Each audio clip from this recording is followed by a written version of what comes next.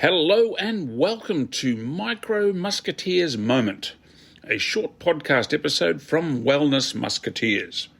I'm your host, Aussie Mike James, a freelance writer and speaker with over 30 years of international experience managing leading corporate fitness centres in Australia and in Washington, D.C. with the World Bank Group.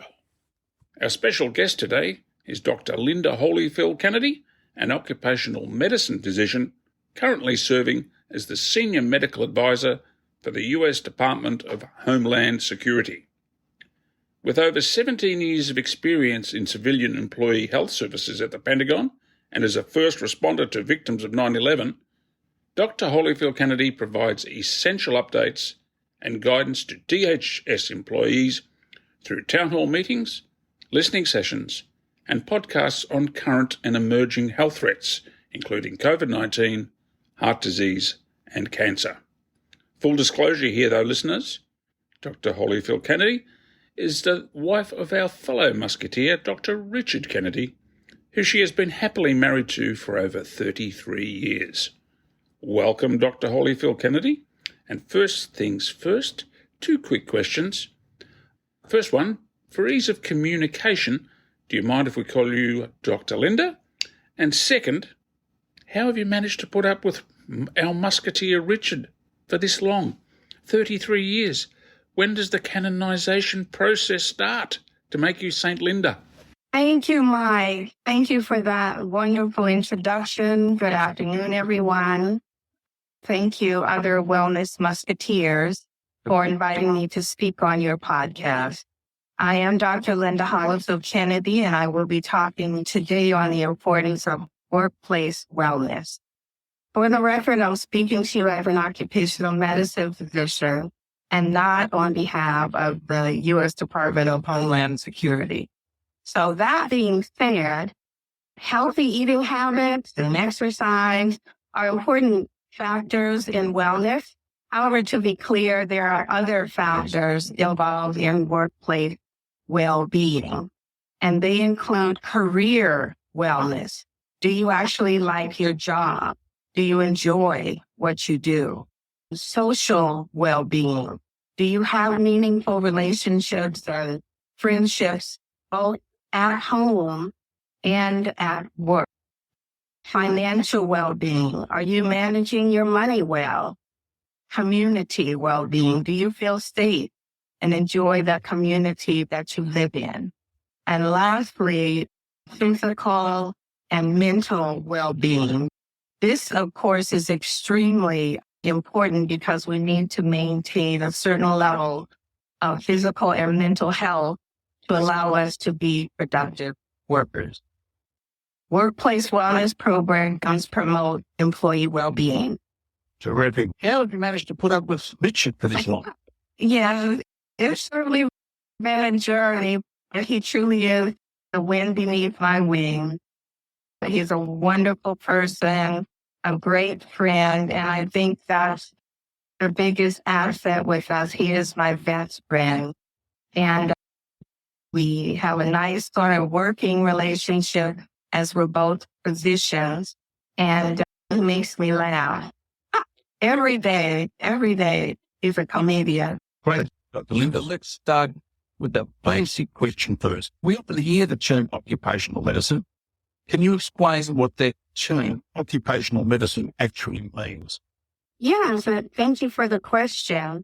Occupational medicine physicians, our mission is the health and safety of the workforce. And that's according to our organization, American College of Occupational and Environmental. So we are involved with workplace safety. We work with industrial hygienists and safety professionals and other environmental issues that can affect workers' safety. Okay, great. That explains the term we've often heard. So I know that you've presented to many community and corporate organisations promoting the importance of workplace wellness with the emphasis on maintaining personal health, prevention of disease, etc. Can you describe what you talk about and what you're paying kids during that presentation? Talk about the importance of having a workplace wellness programs in place. And given that the average person spends over 90,000 hours at work during their lifetime, it's important that their health and safety is a priority of employers. So with that in mind, Linda, is a workplace wellness program. You often hear that term as well. So what is a workplace wellness program? Yes. So according to the Department of Labor, a workplace wellness program is an employment-based activity or employer-sponsored benefit that's aimed at promoting health-related behaviors. And that would include primary prevention, which is preventing an illness or a disease. For example, immunizations against infectious diseases like flu, having flu shots, or immunizations against COVID-19. These help to prevent these diseases. Also, health promotion and disease management, or second prevention, which is detecting a disease early in its stages. For example, promoting screening for breast cancer or prostate cancer. That's a good explanation for a term we often hear. Another term we often hear. What actually is a workplace culture of health? Oh, yes. I would give you the definition of one of our past presidents of the American College of Occupational and Environmental Medicine, Dr. Warner Hudson. And basically, workplace culture of health is a condition in which an employee's physical and psychological well-being is optimized by the environment and philosophy of the organization that they work in. Along those lines as well, what factors are important to promote in a workplace wellness program? Keeping in mind that the U.S. workforce is aging, right? 63 is the average age of retirement. So folks tend to retire anywhere in their 50s to their 80s. Many of our leaders in Congress and senators are in their 80s. Okay. Right? And as we age, we accumulate chronic health conditions, high blood pressure, diabetes, cholesterol, joint issues. So the workplace should promote an environment that supports a healthy and productive aging workforce.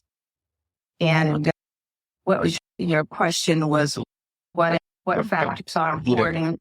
I would say one of the most important ones is including preventive health screening or promoting preventive health screening through like weekly wellness tips, lunch and learn sessions with professionals, brown bag lunches to discuss high blood pressure, type 2 diabetes, high cholesterol. These three factors can result in heart disease if they go uncontrolled.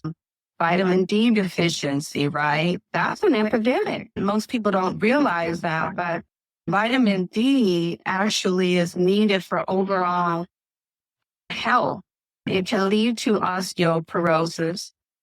And that's because many of us, vitamin D is the sunshine vitamin. Many of us don't get a lot of sunshine. We're in the house, we're on our computers, etc. So that is important. Regarding vitamin D, is going outside in the sunlight, so to speak, is that sufficient to get your adequate vitamin D, or do you have to do some supplementation? It depends on how much sun you get. If you live in the tropics or in Florida and you go outside in your tank top and shorts where your body is actually being exposed to the sun, then probably you don't.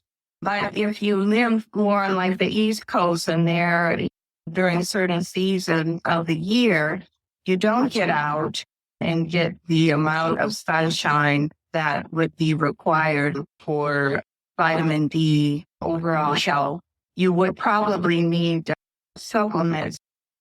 That is where preventive health screening would come into play, where you would encourage your workforce to go to see their doctor for their annual physicals, their preventive physicals, and go through their screenings to determine if in fact they do need supplement. One of the things I'd say that's really important is also people need to understand what is considered a normal vitamin D level for adults. And that is 30 to 100 in the United States is what we would use as the guide for vitamin D. And anything under 30 is considered low. When it's below 20, we tend to put people on maintenance vitamin D supplementation for a period of time to get it up to 30. In addition to continuing to ask them to get as much sunlight as they can, all things being equal. I guess I asked that question out of good self-interest because being from Australia, skin cancers can become a big problem. So I guess that's another part of the screening process. Skin cancer. In fact, you get too much sun. Too much sun and you burn the skin, sunburn. That is a risk factor for skin cancer. Staying out in the sun too long and getting sunburns, particularly younger people who they tend to try to get these really deep, dark tans, and they're really can be doing themselves a disservice because over time they could be putting themselves at risk for skin cancer. I thought it's a very good point.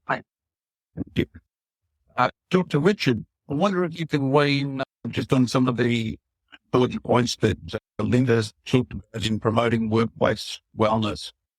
Actually become more important in the current time that we've been in, particularly with everybody being remote because of the pandemic.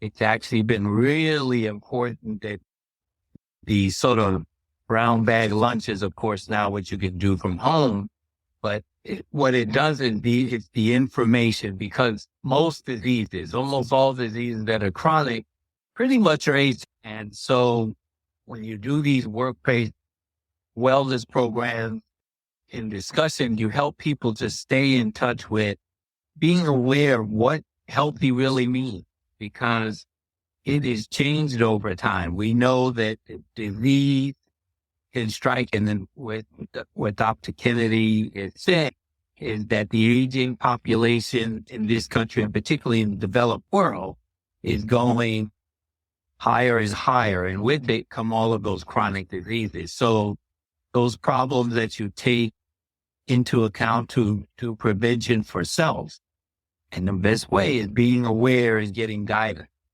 That's why having a general preventive checkup is important. We covered a lot of information there, and I think really clarified a little about some of the common terms we hear about occupational medicine. Linda, in closing, is there anything you'd like to really stress as your key message regarding workplace wellness or workplace health? It's extremely important that organizations have a workplace wellness program, and because it actually shows the employees that the employers care about their well-being. And when employers give employees the space to take care of themselves, this could encourage them to stay with the organization. The other thing is they simply offering a wellness program is no guarantee of improving worker health.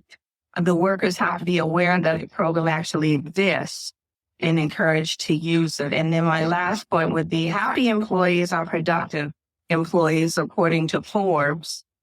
And employee happiness is a result of good health. And what a great message to finish up on. Thank you for joining us and listening to today's Wellness Musketeers Moment. A big thanks to our special guest, Dr. Linda Holyfield-Kennedy, and of course to our fellow musketeer and Dr. Linda's husband, Dr. Richard Kennedy. Tune in for upcoming episodes to learn from global health leaders and trend-setting authors to gain the tools to improve your health, work performance, and live a more balanced quality of life. Please subscribe, give us a 5-star review, share this recording with your family, friends, and colleagues, and give a contribution provided in our program notes to allow this podcast to grow. Please let us know what you need to learn to help live your best life. Send your questions and ideas for future episodes to davidliss@gmail.com. Thanks for listening, folks, and we hope you have a wonderful day. And once again, thank you very much to our special guest, Dr. Linda Holifield-Kennedy, for joining us today for this Wellness Musketeers Moment.